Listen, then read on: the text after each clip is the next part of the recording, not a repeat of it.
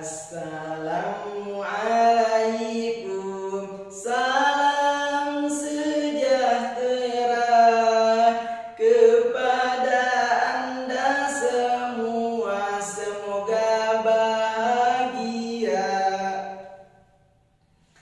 Bismillahirrahmanirrahim.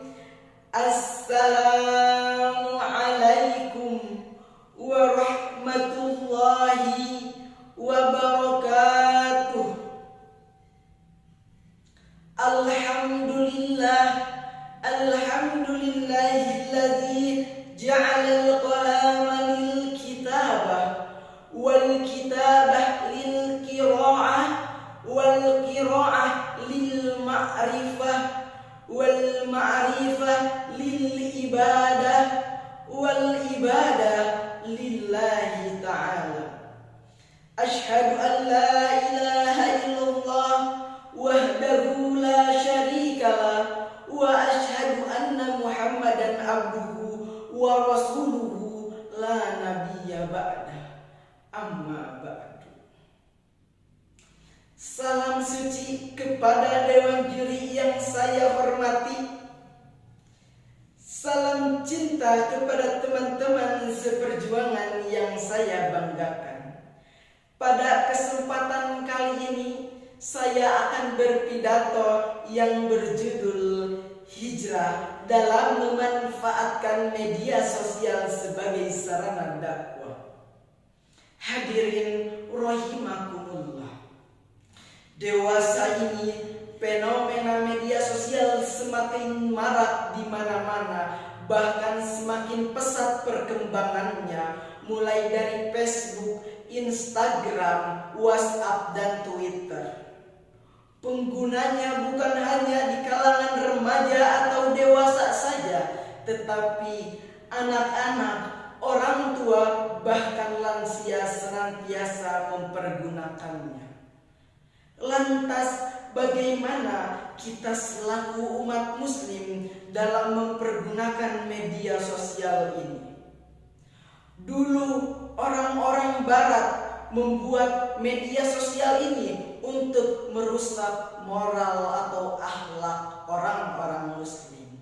Tetapi dengan kepintaran orang-orang muslim, kita harus senantiasa mempergunakan media sosial ini menjadi lebih manfaat dan menjadikan media sosial ini sebagai sarana dakwah.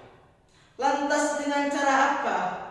Dengan cara kita senantiasa membuat postingan-postingan yang lebih bermanfaat, postingan-postingan untuk senantiasa mengajak orang lain untuk lebih baik, dan membuat konten-konten dakwah zaman sekarang itu tidak hanya dengan berdakwah di hadapan orang-orang di panggung-panggung, tetapi dengan adanya media sosial ini kita bisa berdakwah dengan cara membuat konten-konten Islami. Lantas bagaimana kita hijrah dalam menggunakan media sosial ini? Kita harus tahu dulu apa itu hijrah. Hijrah itu adalah al-muhajiru man hajaro ma nahallahu anhu. Orang-orang yang senantiasa berhijrah adalah orang-orang yang berhijrah dengan menjauhi apa yang Allah benci terhadap kita. Hadirin rahimakumullah. Di dalam pengertian hijrah tersebut sudah jelas bahwasannya kita harus senantiasa berhijrah dalam menggunakan media sosial ini. Yang dulunya kita menggunakan media sosial ini hanya untuk kesenangan semata, tetapi ketika kita senantiasa berhijrah, kita senantiasa menggunakan media sosial ini lebih bermanfaat. Lantas apa balasan bagi orang-orang yang senantiasa berhijrah? Di dalam Quran surah An-Nisa ayat 100 Allah berfirman, A'udzubillahi minasyaitonirrajim. Bismillahirrahmanirrahim. Wa may yuhajir fi sabilillahi yajid fil ardi muraghaman katsiran wa sa'ah.